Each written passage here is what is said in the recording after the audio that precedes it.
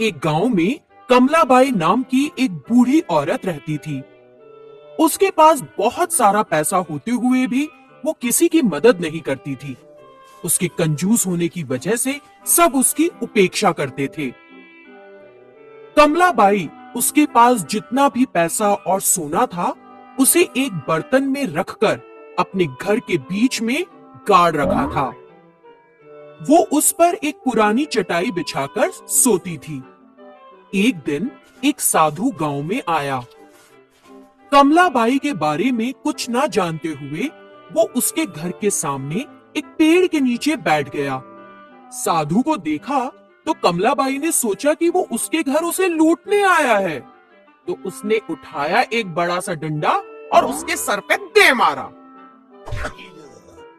अरे अब बदमाश, अभी भी मेरे पेड़ के नीचे बैठेगा? तेरी ऐसी हिम्मत! तुरंत वो साधु उठा और अपनी चीजें लेकर भाग गया। फिर उसने गांव के लोगों से कमलाबाई के बारे में पता किया। वो कमलाबाई, वो तो बहुत कंजूस है, किसी की मदद नहीं करती। बुढ़िया के पास पैसा बहुत है लेकिन देती किसी को नहीं। कमलाबाई दान दक्षिणा कुछ नहीं करती। सबसे एक जैसी बात सुनकर साधु को कमलाबाई पर दया आई और उसने उसे बदलने की सोची। उस दिन आधी रात को कमलाबाई के घर के सामने एक अनोखी घटना हुई। कोई एक काला मुखौटा पहने अपने सर पर 9 घड़े रखकर अजीब सा नाच रहा था। जब कमलाबाई ने पायल के घुंघरूओं की आवाज सुनी तो उसने एक बड़ा सा डंडा हाथ में लेकर घर का दरवाजा खोला। एक भूतनी को घर के सामने नाचते देखकर कमलाबाई डर गई। तुरंत वो अपने घर में घुस गई और दरवाजा बंद कर दिया। फिर उसने खिड़की से बाहर झांका। भूत के सर पर 9 घड़े थे और सबसे ऊपर के घड़े में आग जल रही थी। कुछ देर नाचने के बाद भूत ने सबसे ऊपर वाले घड़े को दिए के साथ जमीन पे फेंक दिया और बचे हुए 8 घड़ों के साथ गायब हो गया। जब कमलाबाई बाहर आई तो उसे घड़े के टुकड़ों के अलावा और कुछ नहीं मिला। तब कमलाबाई डर गई। मेरे घर में भूत आया था, मेरी मदद करो, मेरी मदद करो। क्योंकि कमलाबाई को कोई पसंद नहीं करता था, किसी ने उसके चिल्लाने की फिक्र नहीं की। एक भूत मेरे घर के आगे नाच रहा था, इसका क्या मतलब हो सकता है? मुझे बहुत डर लग रहा है। लेकिन किसी ने उसकी बातों पर ध्यान नहीं दिया, बल्कि उसकी तरफ देखा भी नहीं। रात में कमलाबाई घर के अंदर एक बड़ा सा डंडा पकड़कर खड़ी हो गई। आधी रात होते ही उसने फिर से घुंघरूओं की आवाज सुनी। जब उसने खिड़की से बाहर झांककर देखा तो उसे भूत के सर पर 8 घड़े दिखे। 8वें घड़े में आग जल रही थी। कुछ समय नाचने के बाद भूतनी ने सबसे ऊपर का घड़ा फेंक दिया और बचे 7 घड़ों के साथ गायब हो गई। हर दिन भूतनी आधी रात आती, कुछ देर नाचती रहती और फिर सबसे ऊपर का घड़ा तोड़कर बाकी घड़ों के साथ गायब हो जाती। ऐसा रोज रोज जब होने लगा तो कमलाबाई डर गई और इससे छुटकारा पाने के लिए जादूगर भैरव के पास गई। हर रात एक भूत आकर मेरे घर के सामने नाच रहा है, मुझे उससे बचाइए।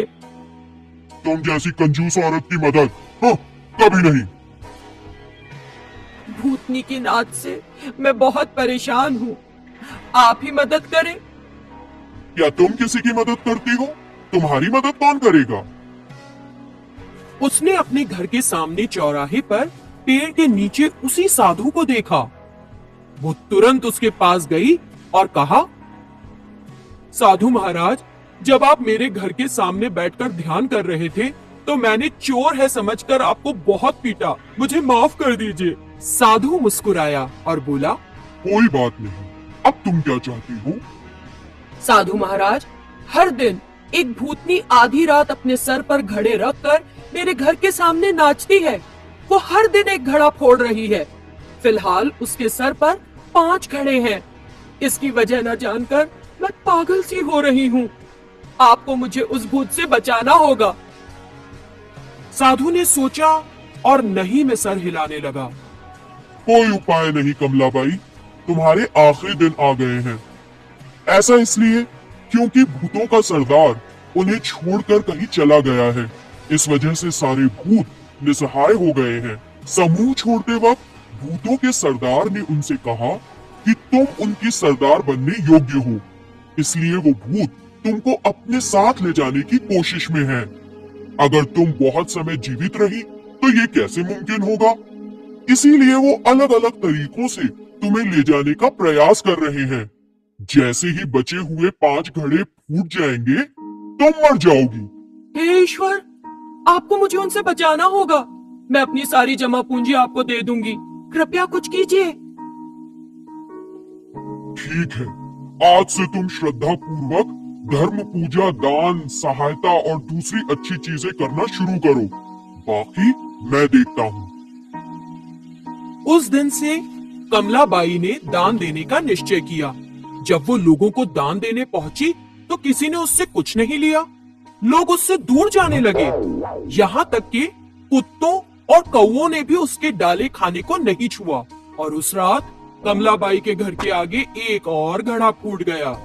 अगली सुबह कमलाबाई साधु के पास गई। साधु महाराज, मैं मृत्यु से नहीं बच पाऊंगी। कोई मेरा दान नहीं ले रहा। जो खाना मैं देती हूँ उसे कुत्ते और कौवे तक नहीं छूते। हाँ, क्योंकि तुमने ये धन लोगों की उपेक्षा करके अमानवीय ढंग से इकट्ठा किया है।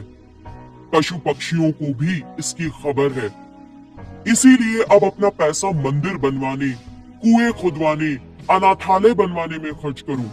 अगर तुम ये अच्छे काम करोगी तो सिर्फ लंबी उम्र ही नहीं, अच्छा नाम भी कमाओगी। साधु महाराज, कृपया आप ये सारी चीजें करें और मेरी मदद करें। अगर मैं करूंगी तो कोई स्वीकार नहीं करेगा। फिर कमलाबाई ने अपना सारा पैसा उस साधु को दे दिया। उस पैसे से साधु ने कई अच्छे काम किए। तब से कमलाबाई को न सिर्फ भूतों से छुटकारा मिल गया बल्कि उसका अच्छा नाम भी हो गया। तो बच्चों, हमें इस कहानी से क्या शिक्षा मिलती है? यही कि जिंदगी जीना दूसरों की